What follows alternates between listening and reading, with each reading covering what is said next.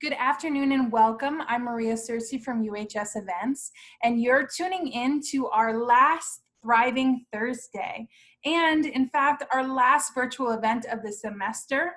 We will be offering daily mindfulness moments on our Instagram. So if you're not following us, you should be following us. It's at CPP_UHS Events. And as always, subscribe to our YouTube channel. That is the UHS Events Team, CPP, and you can catch up on all of our content that we have so far. All right, well, this week has been one that has really focused a lot on language. We talked a lot about that when we went over the 4 agreements on Monday. And I think we're really going to touch upon a lot of the stuff that came out of the talk last Thursday with Dr. Alex Morales, our faculty in residence. And I mean, when we're talking about the 5 love languages, it's essential in understanding relationships.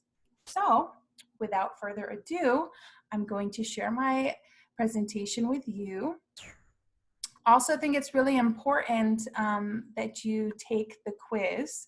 It's free and it is linked in our bio on Instagram. So if you have not taken it yet, it would be a lot more helpful for you to do that so that what I'm talking about resonates and makes sense and you can apply it to your own life.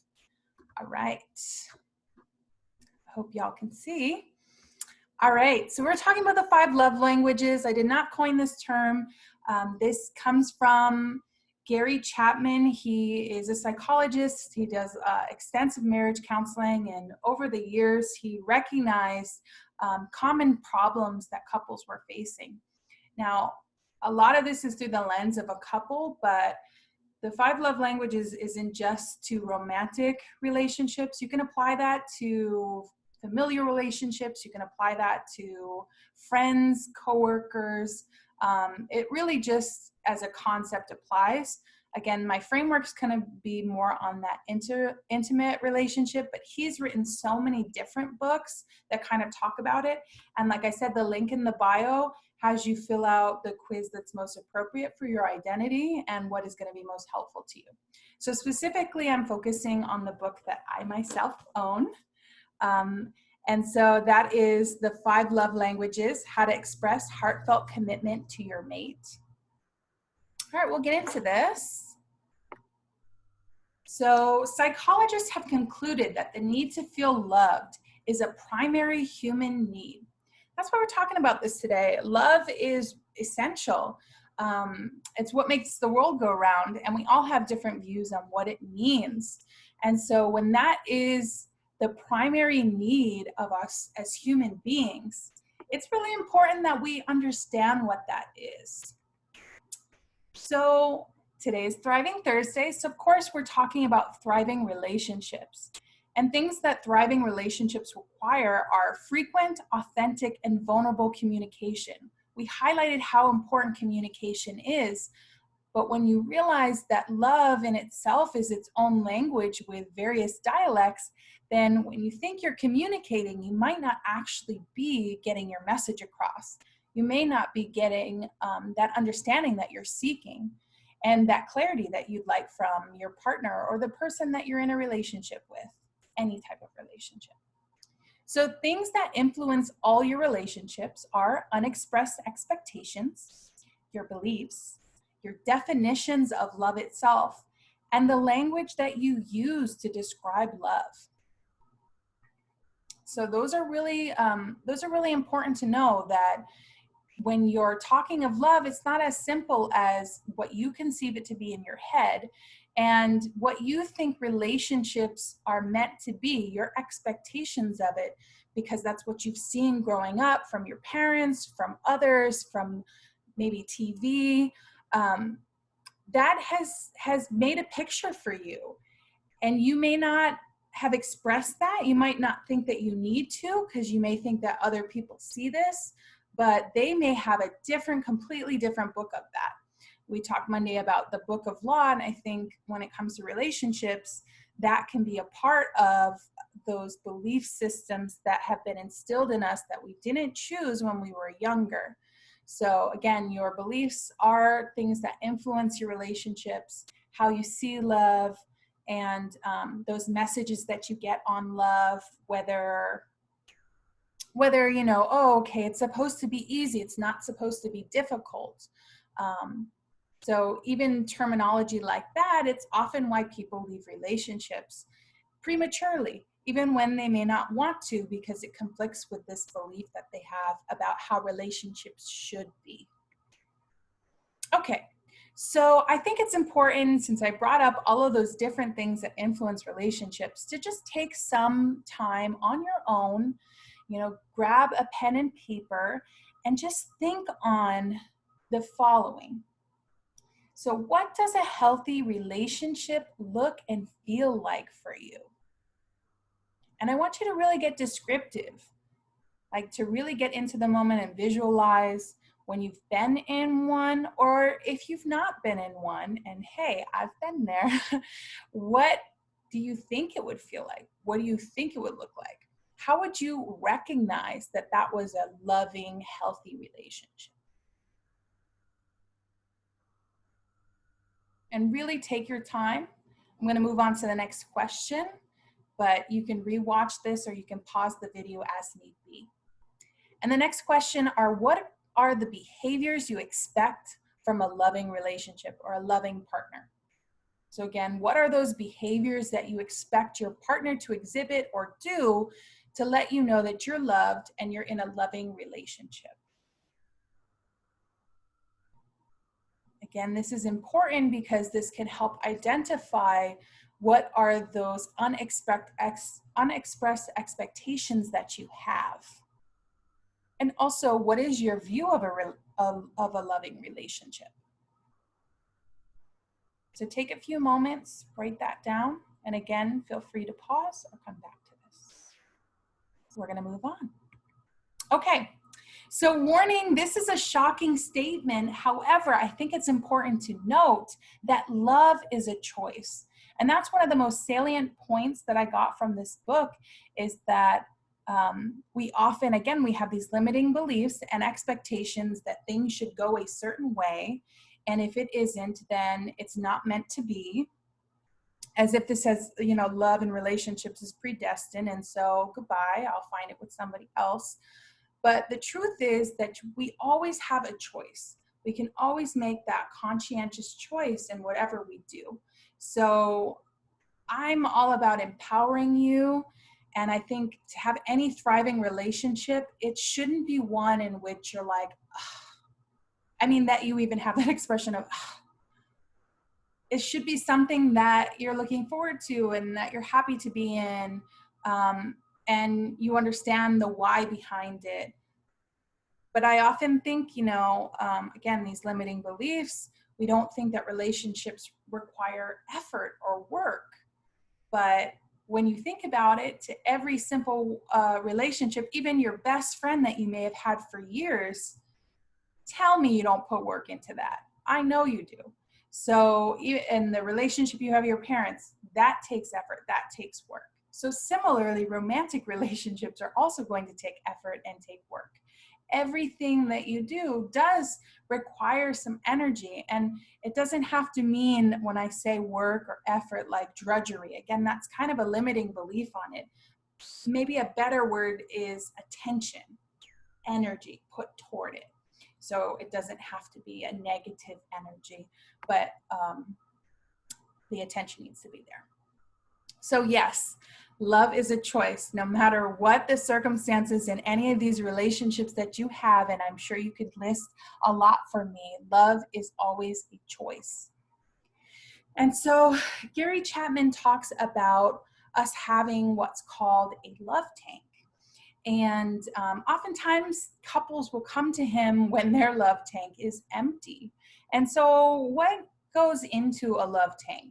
Well, basically it's when you feel loved and what level you're feeling loved, specifically in whatever relationship you're currently in. Where is your tank?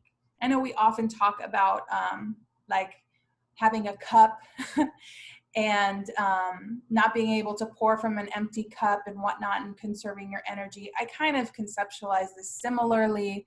It's hard to give love when you don't have love or you're not feeling loved.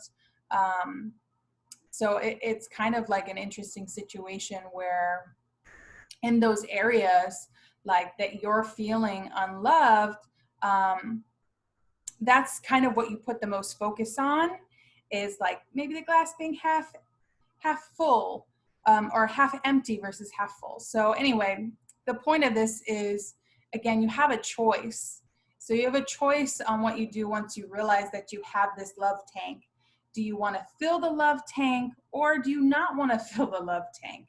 And again, choice is yours. But if you're going to fill the love tank, it's going to require you to take the quiz, right? Learn some more, and then, try and speak the appropriate language. So I talked kind of around it, these 5 love languages. So what is it really? Okay, so obviously we have a lot of ways that we could define love, different meanings around love, different symbols around love. I mean, if we took a moment to try and conceptualize and define what love is, I think we'd all come up with something different. And I find that extremely beautiful, to celebrate the diversity and what we can learn from one another. But obviously that means we need more communication. And so if you don't know how to speak the language of your loved one, that's extra challenging, because you may be communicating and feeling like, oh my God, but I told so-and-so XYZ and they're not changing. And it's because, reaching that understanding isn't there. Oftentimes it's, the other partner that, you might be complaining to a girlfriend about, they're doing things to show their love, but it's not being recognized because, again, the definition of what love isn't the same, or, those needs haven't been expressed. So there's 5 different love languages. All of us have a primary language, one that we most resonate with and understand. Typically, this is what we find natural to express. So, typically your primary love language would be like when you really feel strongly about someone, this is what you have to do. You're like, oh, I have to write that person a note and let them know how much I care about them, or I'm going to clean up for them because they said that they were stressed and had too many things to do, so I'm gonna do that for them. So there's a lot of different ways of showing your love. And so the 5 different love languages are words of affirmation, quality time, receiving gifts, acts of service, and physical touch. And we're going to go into each of those now. Okay, so words of affirmation. I think this is one of the more easier to understand aspects of knowing love. And so I think that's why he listed this as the first one. I almost feel like most people think of this, like if they don't hear the 3 little words, I love you, then that love isn't necessarily there. And I think in social media and in the movies we watch, there's a huge aspect and stressor put on words. And I mean, we talked earlier how language has kind of built up like the entire society in which we live in. So it makes sense that this is something that's a huge emphasis. So with words of affirmation, folks who this is their primary love language, they really love verbal compliments. Now, don't get me wrong. I think most people like to hear nice things about them, but it's the difference between when you hear it, believing it, and feeling loved. So you could hear it and think, oh, that's nice, or that person's nice, but it doesn't make you think, oh, that person loves me, I'm loved. That's not a feeling. If it isn't your love language, it's just like, But when it's your love language, you feel affirmed, you feel happy, you feel loved, your love tank is full. Also goes with that is words of appreciation, saying, I appreciate that you did X, Y, Z, or just, I appreciate this about you, anything that's positive. It could be expressed simply and directly. I love you. I love that you do blah, blah, blah. I think we get the point on that. But it can also translate to encouraging words. So if your partner or loved one feels insecure, in something, and especially if someone's expressing that vulnerability of feeling insecure, or they're focusing a lot on one particular topic and it's negative, you can make the assumption there that they aren't feeling so secure in that area. And that would be where you'd want to provide encouraging words. And encouraging means to inspire courage. So that's one way to show love, and it'd be extremely effective for folks who need words of affirmation to feel loved. So any kind words is going to be helpful, but also part of communication is the tone of your voice. So if you're asking, like if you want to say you love someone, say that versus saying it in a questioning way, I love you. You know, that's not going to go over well for you. Also, it's important to use like humble words in regards to, you never want to demand something of folks that this is their love language. I mean, or of anyone, because that can belittle your partner, belittle whoever you're asking, like you believe that it's owed to you in some way, or that your love is thus conditional.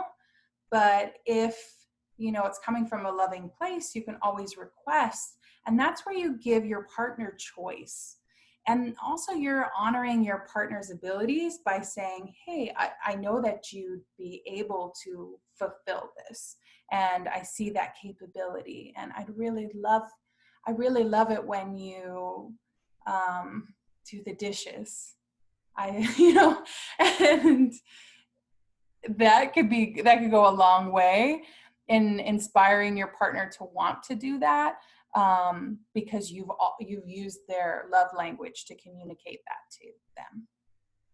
So also really important, because words are where they feel love, it's also where if you use words like harsh words, negative words, of what they're not doing well, it's really going to insult them and hurt them and make them feel unloved. So folks that words of affirmation is their love language, you really need to be careful on the things that you say, especially if you're reactive verbally, which I know I've been there. So, very important to take those mindful moments and step away and really think through what you want to say and what's the impact that you want to have on the other person. So it's really helpful if with your partner you have a list, a loving list of the things that you love about this individual, and to focus your energy on that and suspend the complaints of where they're not fulfilling your expectations. So, I think that inspires your partner to continue to give you those things that you appreciate. And, whereas like if all you're talking about is negative, they may feel like there's no space for them to be positive. Like, why are they in your life? Why do you care about them? So I think it's important, especially for them, to make sure that you let them know what they're doing well so you can get more of that. Hope that makes sense. We're going to move on to the next one. Quality time. So a central aspect of quality time is togetherness. I do not mean proximity. Togetherness has to do with focused attention. So that comes from the book. And so quality time can be defined as undivided attention. So folks with this as their primary love language want you to give them attention. I'm speaking very strongly because this is my love language. And so with that togetherness, it's not being just next to one another on the couch, or, as we all are in quarantine and confined spaces. It's, hey, we're going to play Uno, or we're going to engage in this activity. We're going to watch that movie together, and then we're going to figure out who done it, and, pause and talk about it. And, it's engaging in an activity. So it's doing quality activities. Typically activities that y'all both share. But one thing I can say about folks with quality time as their love language, it's really about going and doing something with someone, and not really about the activity necessarily. It's about that interaction with a person, provided that there is that undivided attention. So also along with that is quality time folks, like they definitely use a lot of words. It's not words of affirmation, but it's quality conversations. So in order to give them your love, it requires you to give them eye contact during a conversation, to be actively listening, whether that is, you know, the nods, the nonverbal cues, or if you're on the phone, the verbal cues of, wow, you know, like responding when they say something, no dead air in that. You can't multitask. Oh, we learned that recently, that actually our brain can't physically do that. So you shouldn't be trying to do that and have a conversation. So that means no phone or TV, no interrupting when the other person is speaking. And one of the points that Dr. Chapman made in the book was that what tends to happen is folks that are quality time love language speakers, they tend to be what's called the babbling brook. Like they like to talk a lot. I'll admit, I like to talk a lot, and I can go and speak with very little input needed from others.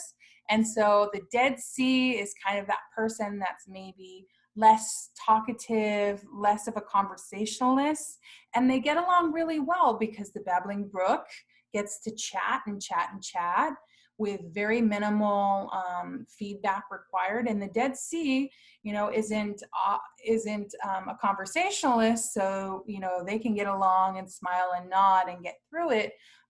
And so it seems like a very good pair because that opposites attract. There's sort of a balance there. However, later on in the relationship, when there are things that you need to know about the Dead Sea and then the Dead Sea doesn't communicate, it can be challenging, it can be difficult. So, you know, eventually that quality conversation is going to require that person to step up and speak. So just something to kind of be aware of. If you are that babbling brook, like no judgment, or if you are the Dead Sea, like you're not the conversationalist, no judgment. But if you get into that dynamic, it's just being aware of it and trying to work to balance that out by talking more and sharing more.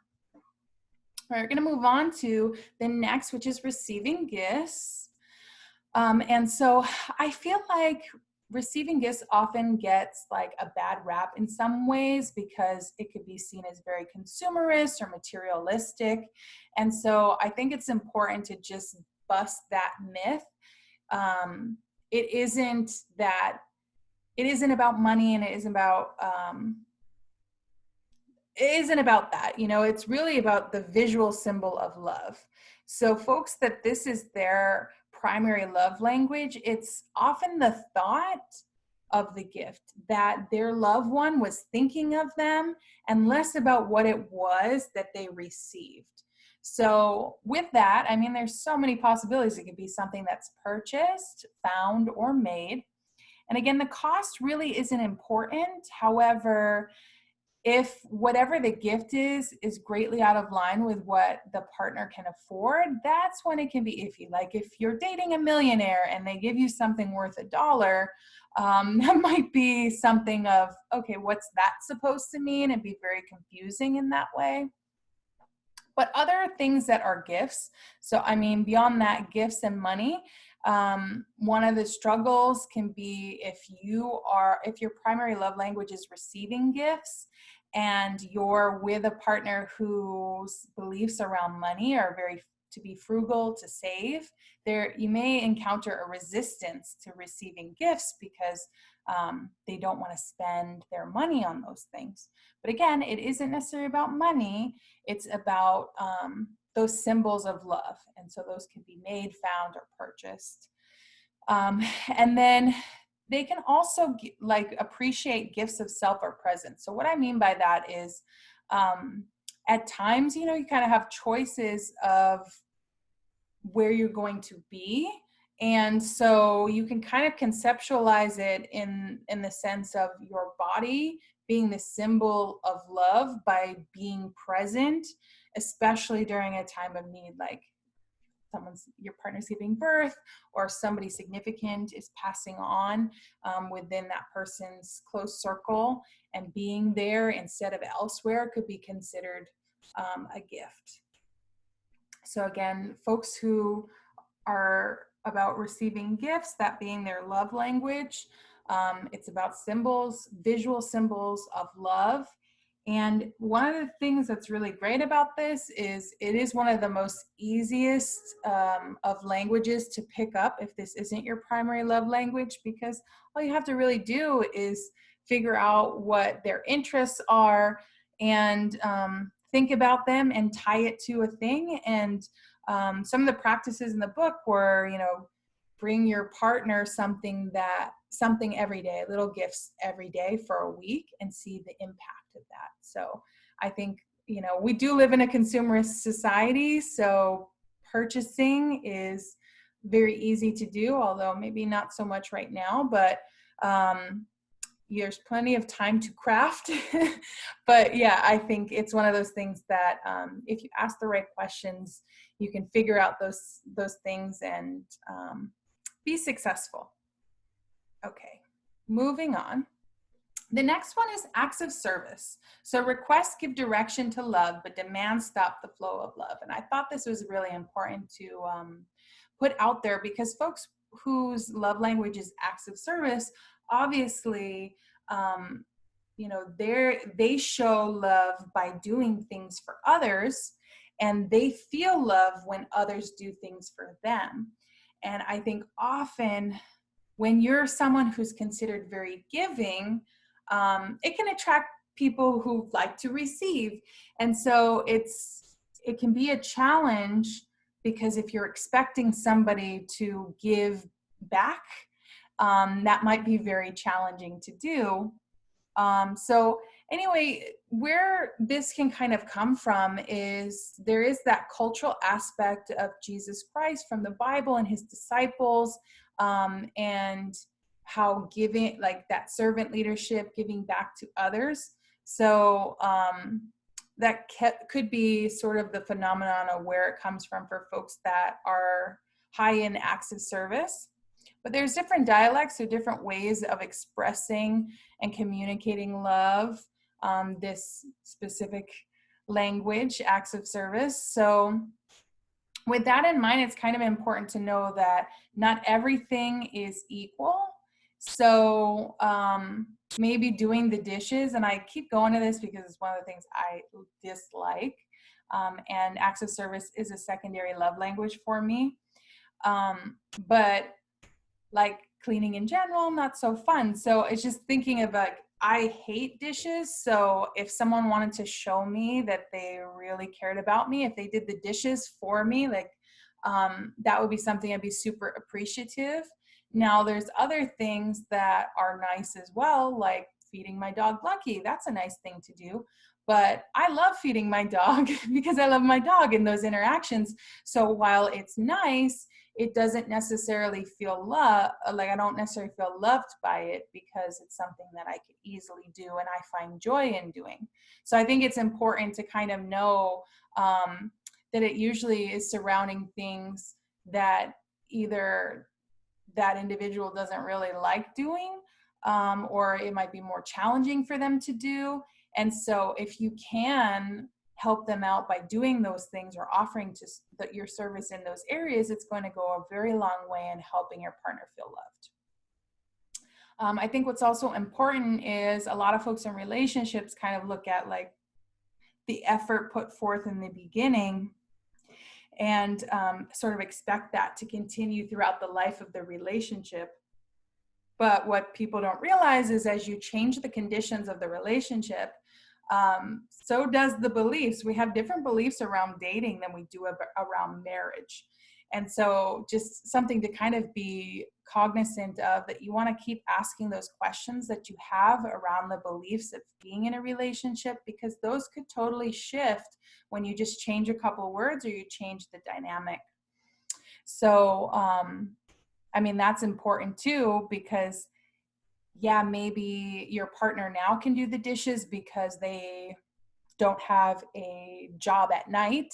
So after you have dinner, they have time to do the dishes, but say they need to get on a second job or their shift changes and they're not able to do the dishes anymore. Are you not going to feel loved at that point in being with your partner?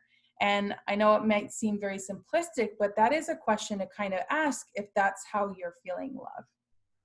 And I do feel like it's a good thing to point out that we all understand to some level these languages and can speak it in some way. It's just not necessarily what comes natural and is most comfortable to us. And so that's why when we put our attention to it and become more aware of it, we can cultivate that and we can grow it and we can understand it because we've seen that too. So yeah, very important that if you would like your partner to do something, that you request it instead of demanding it, instead of criticizing for it or criticizing even how something is done.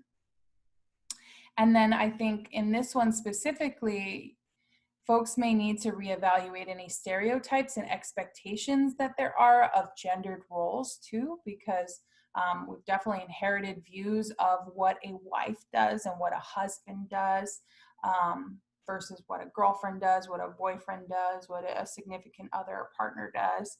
So I think that can compound and make it more complicated as far as what that like expectation is in the dynamic of the relationship.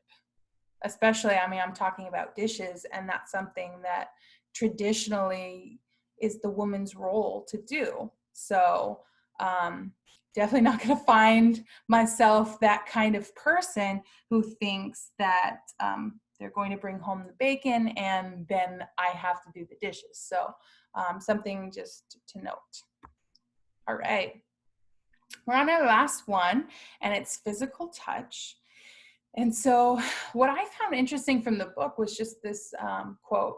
So of the five senses, touching, unlike the other four, is not limited to one localized area of the body. Tiny tactile receptors are located throughout the body. And when those receptors are touched or pressed, nerves carry impulses to the brain. The brain interprets these impulses, and we perceive that the thing that touched us is warm or cold, or hard or soft. It causes pain or pleasure. We may also interpret it as loving or hostile. So I just think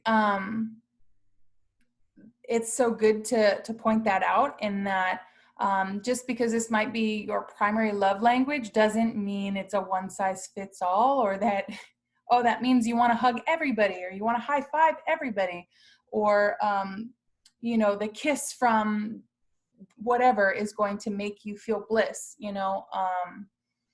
It still depends on the human and all of that as well. So like, you as the person receiving, you perceive it in whatever way you perceive it to be. So this is in no way giving permission to folks, like if you were to tell your partner that your love language is physical touch, that's not you saying, hey, I'm down to progress the relationship like physically. Only yes means yes, and that you've talked it through and you've agreed that that's something that you want to do and you emphatically are for that. So I think I just wanted to put that kind of out there. So with physical touch, this is your primary love language. You enjoy holding hands, kissing, embracing. And for you, sex can communicate emotional love. So all of those things communicates emotional love. And I do think that that's something that is recognizable to folks, even if this isn't your primary love language. So there is a lot of different variety or ability to communicate love through various different types of touches. So there's diversity and expression of that. But also in those touches, you can communicate love or hate far louder than words. So I think if your partner is somebody that physical touch is their primary language, grabbing their hand out of nowhere could be something that could be more harsh than for somebody else. So just kind of thinking about that as well. And similarly, I mean, sexualized violence is prevalent. And it's not something that we often talk about in relationships, but intimate partner violence occurs.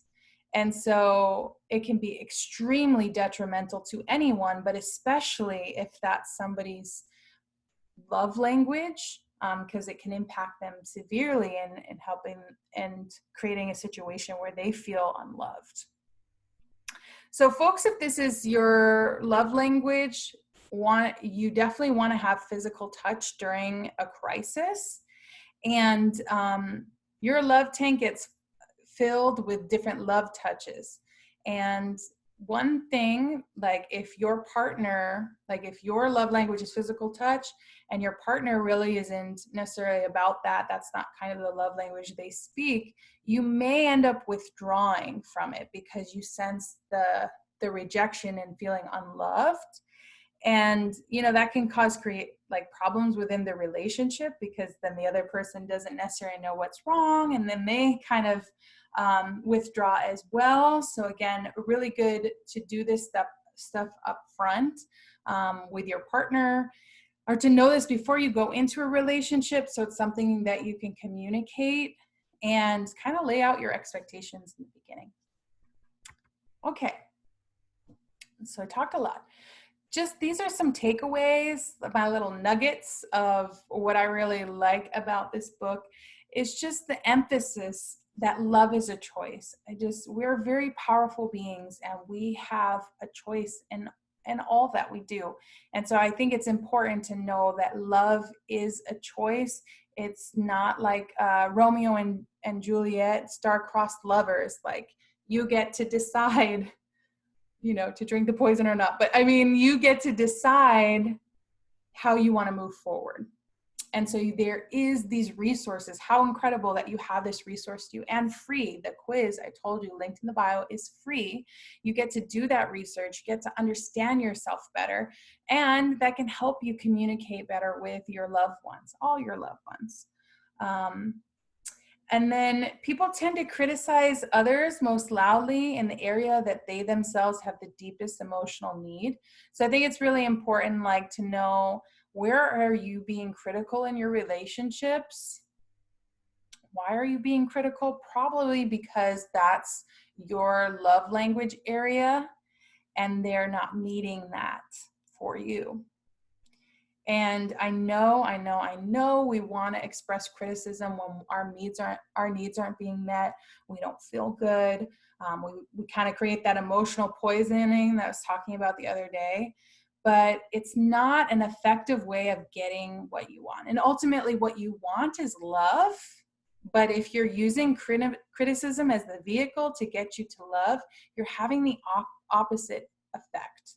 Because only vulnerable communication can turn criticism into requests. Only saying, I'm not feeling like you love me, and putting it out there, does someone, realize what's going on, and they can say, well, I've been doing this, this, and this.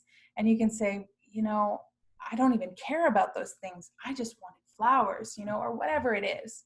But just my piece is just to, it's okay. Like, whatever your love language, it's okay. And whoever you love is going to choose to try and learn your language and speak that. And I think that's pretty beautiful. So with that, I'm going to leave you with this slide that I found on the 5 love languages and ways that you can show you care. So now that you know that there are different love languages, you may want to have your friends, your family, your significant other fill out the quiz so that you can kind of talk about it. And then you can know how to most effectively and strongly show your love for that person, and also avoid doing things that are going to be perceived as unloving.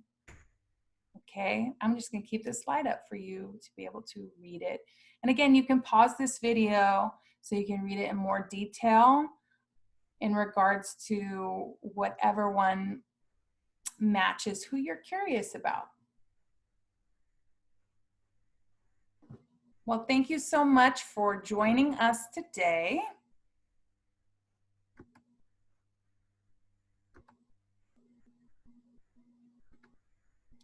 And it's been a pleasure really doing these videos for you all. And thank you for those that have participated throughout these past 5 weeks. I've learned a lot. I've learned a lot from your participation as well. And I hope that your relationships thrive. I hope that you've learned something about yourself that has impacted you positively in some way. So again, thank you so much for your time and have a wonderful day.